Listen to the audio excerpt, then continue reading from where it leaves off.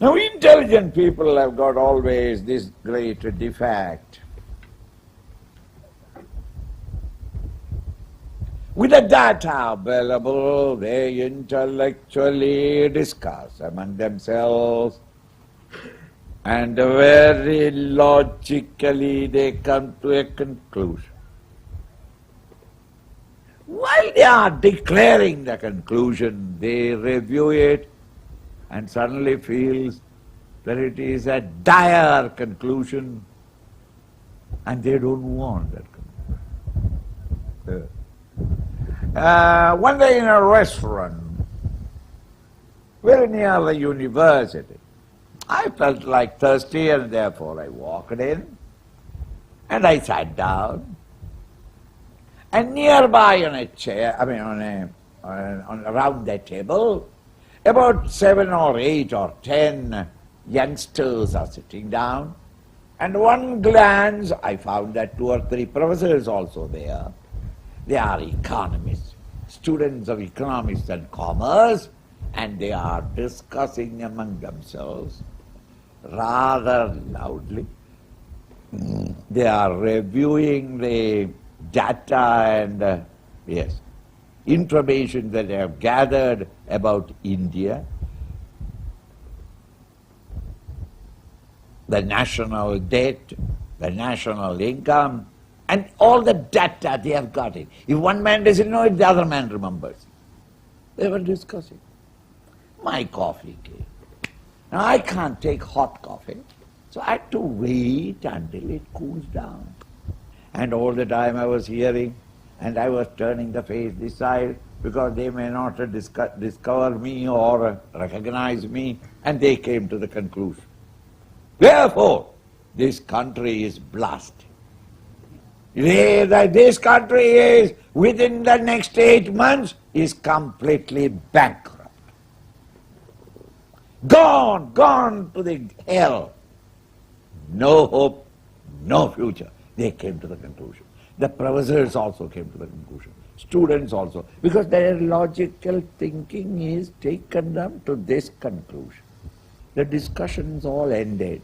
There is an utter silence. And in that silence there is the fragrance of utter sorrow. Why? They don't want this conclusion. Because they have to live. It is their country. And if the country is bankrupt, and there is no hope for the country for tomorrow, what are they going to do? And their children. It is at that one of them discovered me and said, Namaste. He sat down and with his eyes he called everybody. And this chap started asking questions. Swamiji, what do you think of this country? I think you are right. Logically, that is all the conclusion that you arrive at. What? Your country has no future. Full stop. Swamiji, don't pull our leg. Say, tell me, what will happen? What will happen? Why? He doesn't want that conclusion.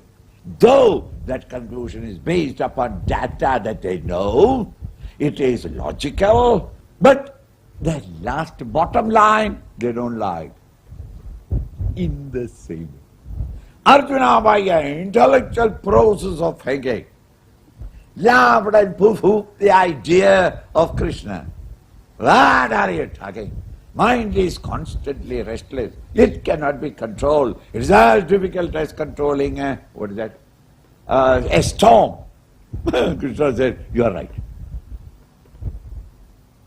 But by practice, and by giving up your clinging attachment to enjoy the pleasures of the sense objects, you can bring the mind slowly to control. But however sincere you may be in your knowledge and your study and in your practices, unless you have brought your mind under your control, you can never expect to develop or bring about any unfoldment of spirituality in your bosom. It is then that Arjuna, the intellectual, started questioning. You mean to say that just because of this one lack of adjustment, all his effort, all through his life, since your pursuit of spirituality will yield no results, like summer clouds, gave some expectation, but disappointed everybody and got itself shattered. This intellectual man who himself has come to this wrong conclusion, he feels that, but this conclusion is not all right, because he himself doesn't want to conclude that way, because the conclusion means once being a human being, there is no question of redeeming yourself. You can't get out of it. This is the conclusion he has arrived at.